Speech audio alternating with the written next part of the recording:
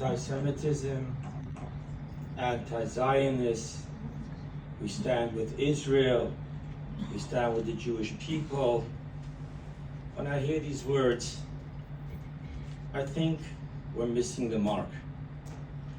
Let me share with you what anti-Semitism really is all about. People see the Jewish people as the heart of Homo sapiens. Let me tell you what anti-Zionism is all about. People see the land of Israel as the heart of the globe. So I want to share with you that what we're talking about here now is not just anti-Semitism. We're not talking about anti-Zionists. We're not talking about the policies of any given country. That's not what we're talking about here.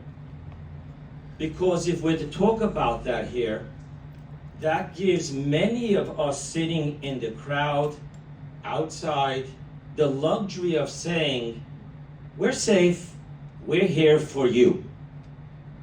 Really? 9/11? Paris? Can we go on and on? Is there anyone here that can say that we, as a free people, are here to support one specific people amongst people, nation amongst nations? I think it's important. I have a rule when I do marriage counseling, parent-children counseling. I have a rule. We don't talk about the person that's not by the table.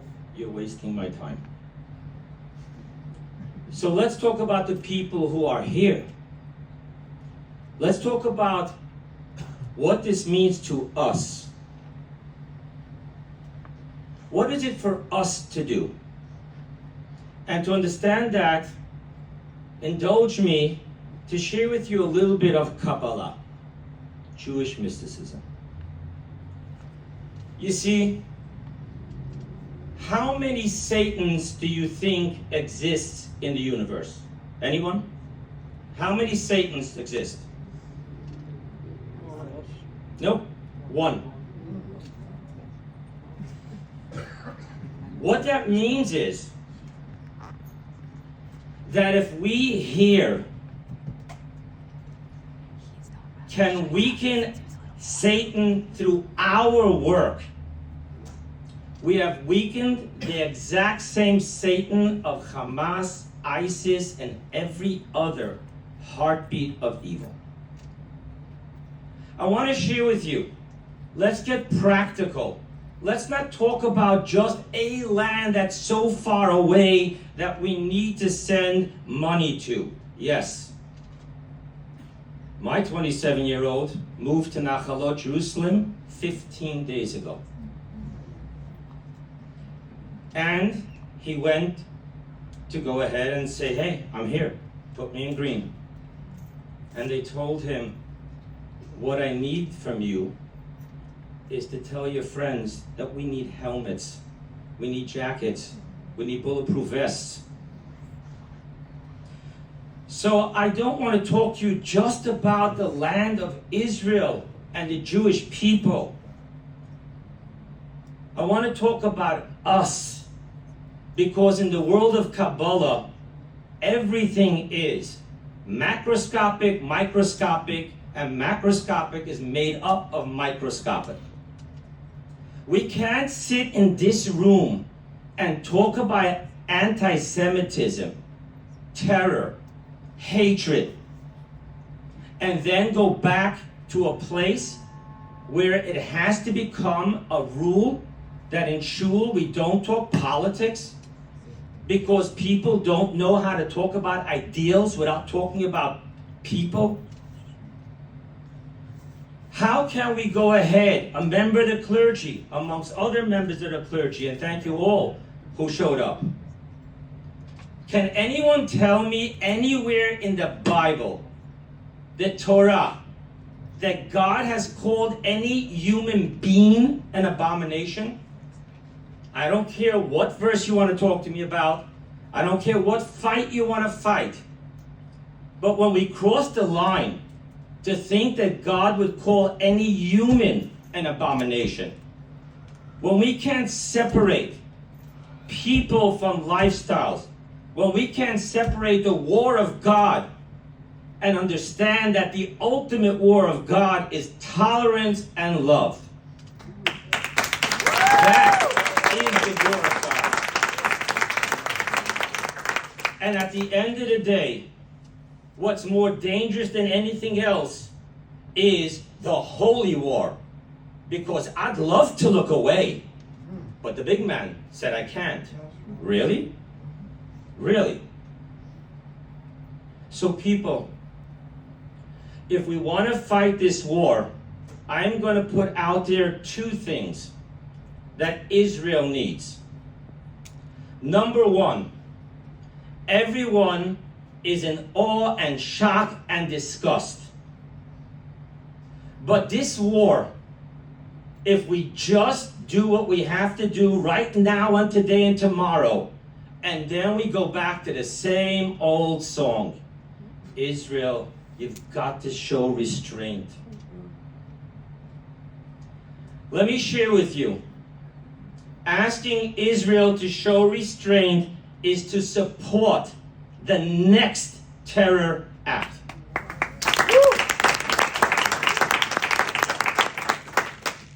I want to share with you that what's really important is what one person, I got to do fundraising, So one person told me, Rabbi, you don't ask and what's the word? The squeaky wheel gets oiled.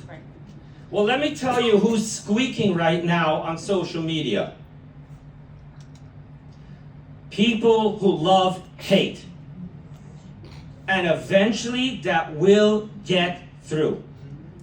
Eventually it's going to express itself in people, you're the might, you're the country that has all these great military weapons, you're the one that has to show restraint. So what we need is, every single one of us in this room needs to become a squeaky wheel. That's what needs to be done.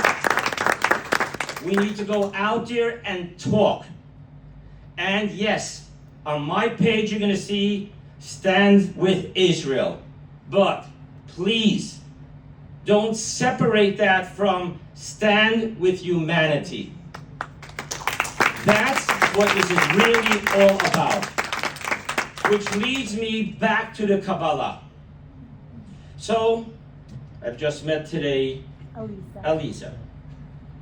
And within 4 seconds, I can tell you that that same serpent that spoke to Eve, this same serpent and Satan that told these people in the name of God to kill, is the exact same serpent that's going to tell me, we're two Jewish people, we're working in Jewish organizations, so I've got a juicy piece of gossip for you. I won't listen. It's the exact same Satan. Do you know, test this, children are incapable of racism. Bring a child into a public park. They don't know color. They don't know anything. All they know is, here's a kid, I'm a kid, I want to have fun. So let me share with you, the IDF will take care of today's haters. But let's talk about tomorrow's haters. There is no war in the world that will eradicate hatred. That will only happen around your dinner table and in the classroom. The slightest tolerance for a racist joke, you're giving birth to the next generation of Hamas, of ISIS, of all the persecution we know. So let's be real. If we're here to fight this war for Israel, let's do our part. Yes, send what they need. But don't walk out of here with the slightest comment of another person, another lifestyle, another form of sexual preference. Don't. Do not do that. Because then we are the little Satan and we feed the big Satan. It's just that simple.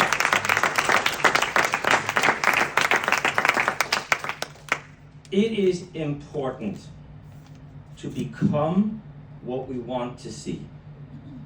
And with this, I will close. When they asked the sage Hillel, I will convert if you teach me the entire Torah on one leg. What did Hillel answer? Ma'alecha sani lechavercha al taseh. What you hate being done to you, don't do unto others. What's amazing about that teaching is there's no exception clauses. There is no, well, I have to fight that, or I have to speak up against. Simple rule. If you're speaking against God's children, and I do not mean here the Jewish people, I mean everyone that comes from Adam and Eve. If you're speaking against God's children, you're speaking against God. End of story. No matter what you're going to put that banner in. If you're going to fight against the people who hold a rainbow flag, you are fighting against God's children. If you're fighting against the people who do what you don't believe in, if you're fighting against the people who sit on the other side of the aisle, you're just another Hamas member with a tie. Sophisticated. Holy. So let's stop the games. Let's learn to really love and accept every single human being.